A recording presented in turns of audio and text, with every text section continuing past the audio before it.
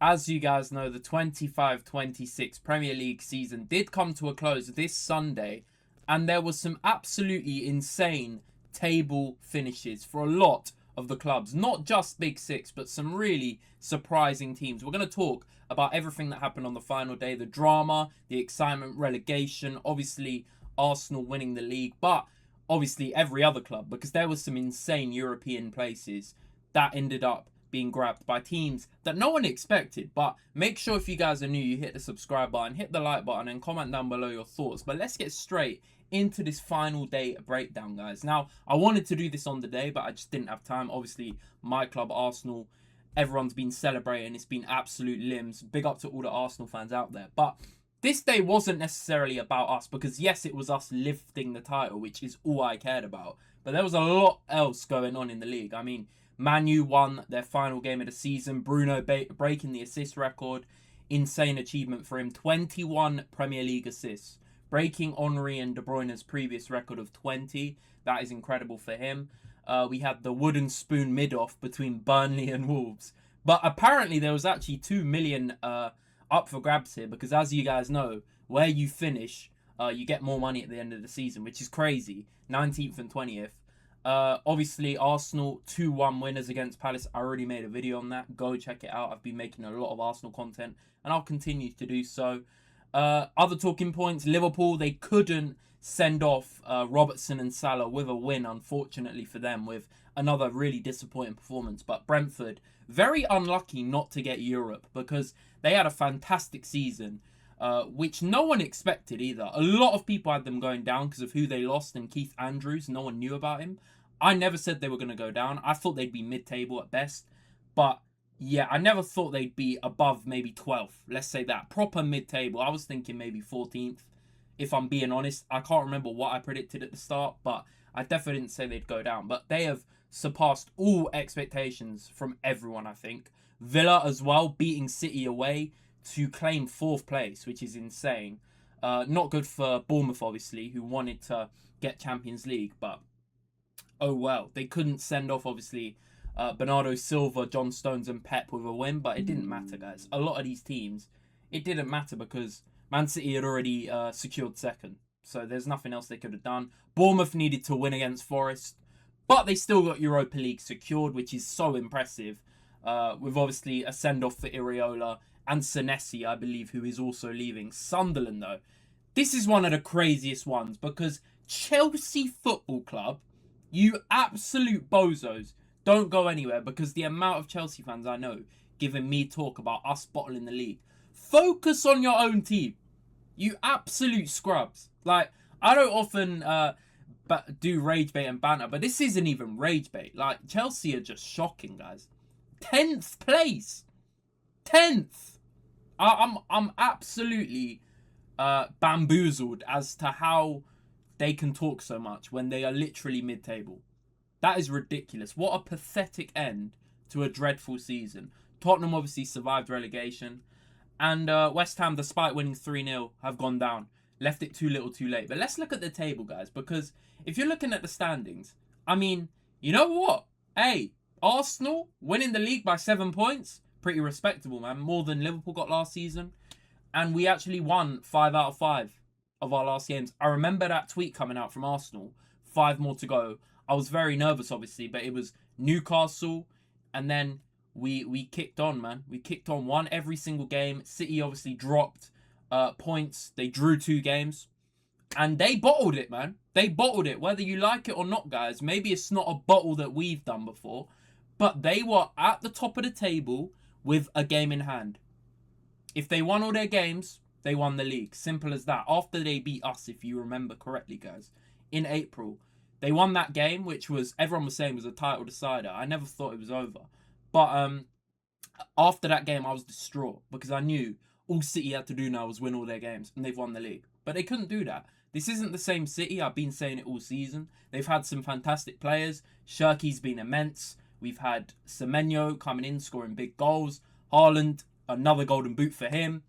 But the team isn't the same as old City's, treble-winning City, De Bruyne, all these guys in the team. Not the same, but respectable second place with 2 domestic cups. Not what they'd want at the start of the season, but you take it to send off Pep.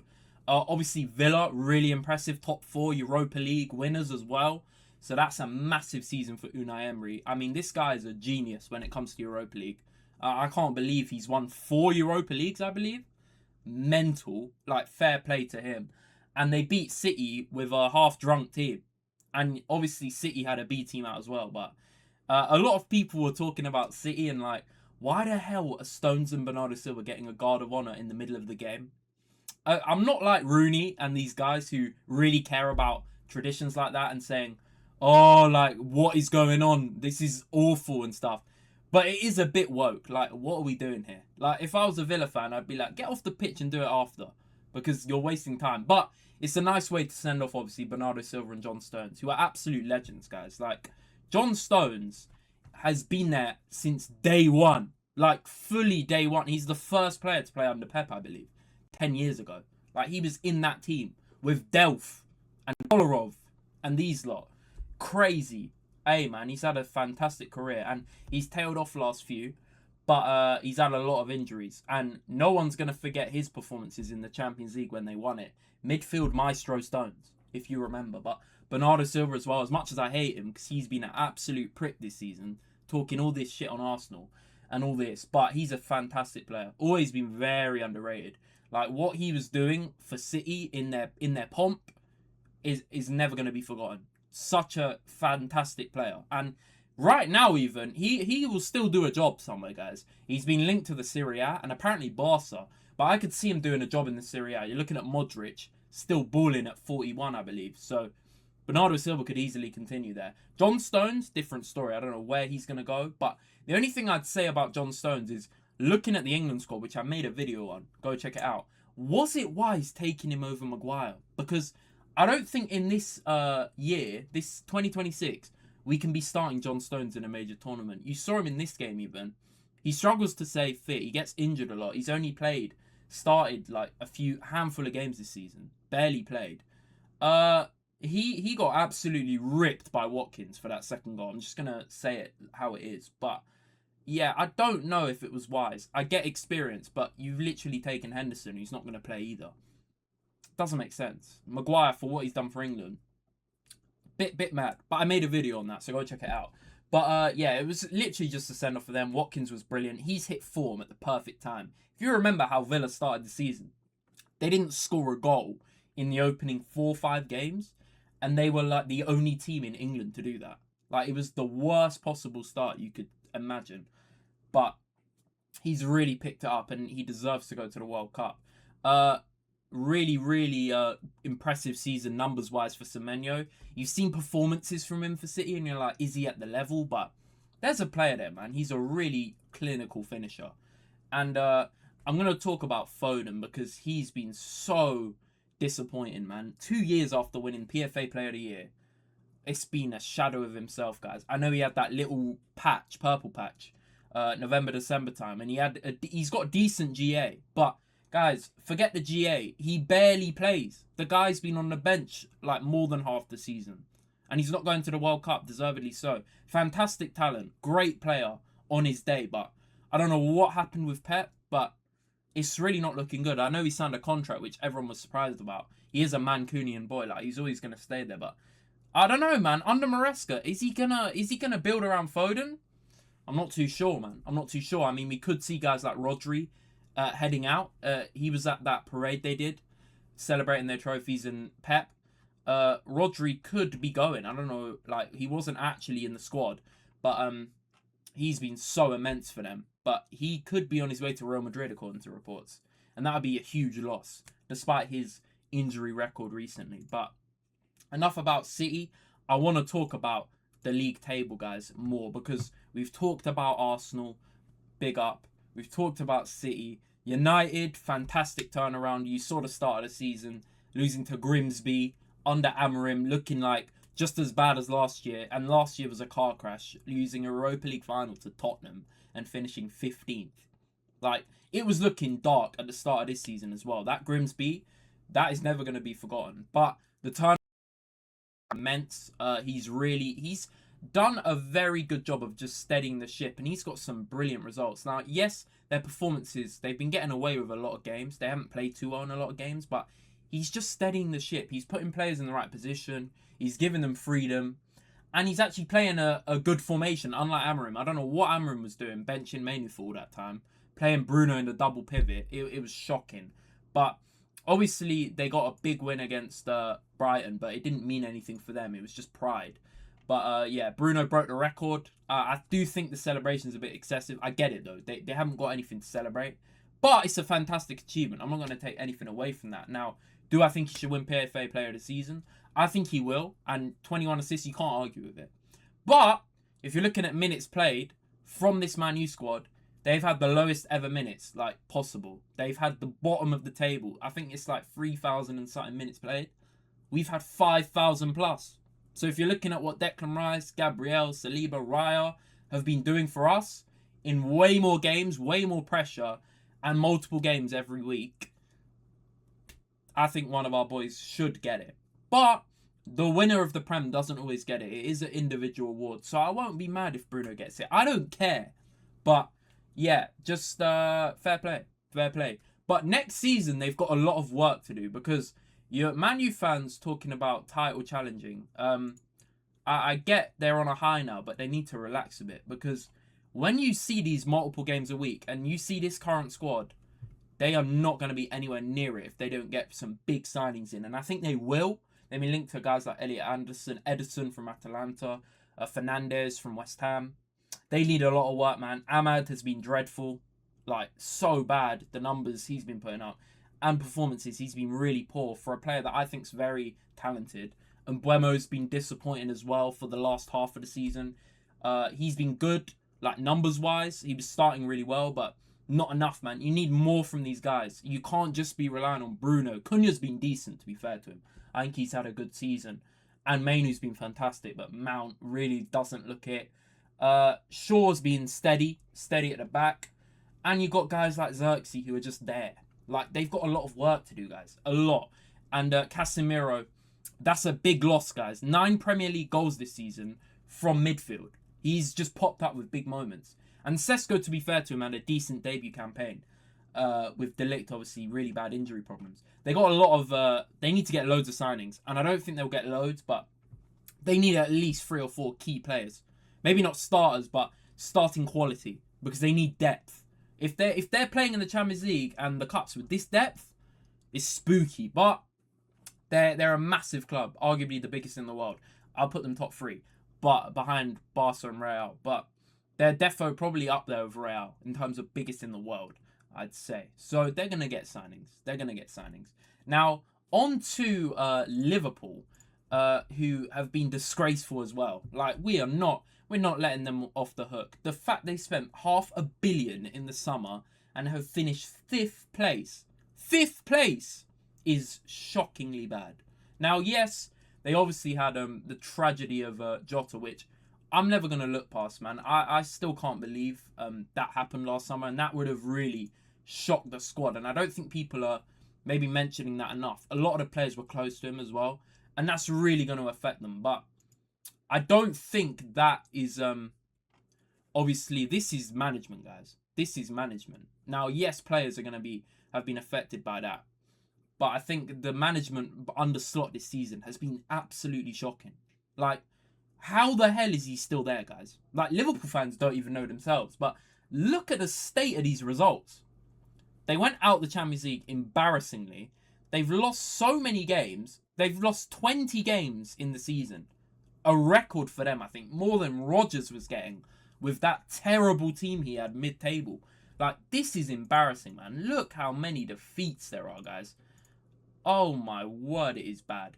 But, yeah, 5th place, really not acceptable. Europa League for them.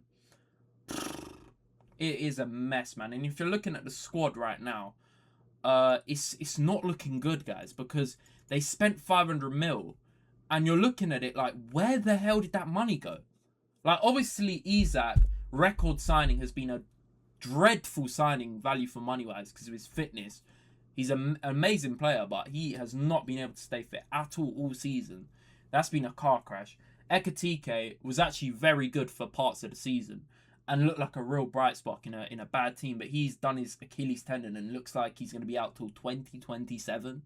Speedy recovery to him, man. That is really tragic. Connor Bradley got injured as well, but you're looking at the squad depth. It's not there, guys. Kirkes started really poorly, got better as the season went on. Frimpong just doesn't look like he fits anywhere. Like, is he a winger? Is he a fullback? He's definitely not a fullback. He's a wingback, but they don't play a wingback system, so that's a silly signing. And Slot was playing him over Salah, who has defo tailed off since last year, arguably carrying them to the title single-handedly. 75% of their goals, I believe, came from him. And to fall off like this, it's understandable because he's getting to that age now. But you can't just rely on him. And the fact you're playing Frimpong over Salah, all the controversy with him coming out, you expect it, man. He's not going to stand for it. But Wirtz as well, really disappointed, man. I think he's a brilliant talent. Like, really technically great. And I really like him, but he's just been so patchy. And you get it. He's a young player coming to the Prem. But he started really poorly. Then you thought, turn of the year, wow, he's really coming into his own. Him and Ekitike linking up lovely. And then he just faded out. Like, these signings really haven't worked out. And if they build around them next season, sure, it can definitely work out. They've got some quality players still here. Like, I think Gravenberch is a good player. Alisson looks like he could be staying with contract proposals. Szoboszlai's carried them all season. But you're looking at other players. McAllister, dreadful season. Van Dijk, below par. Konate has been awful. And then Curtis Jones, just not at the level, guys. Gakpo, one of the worst. Like, oh my God, some of the performances.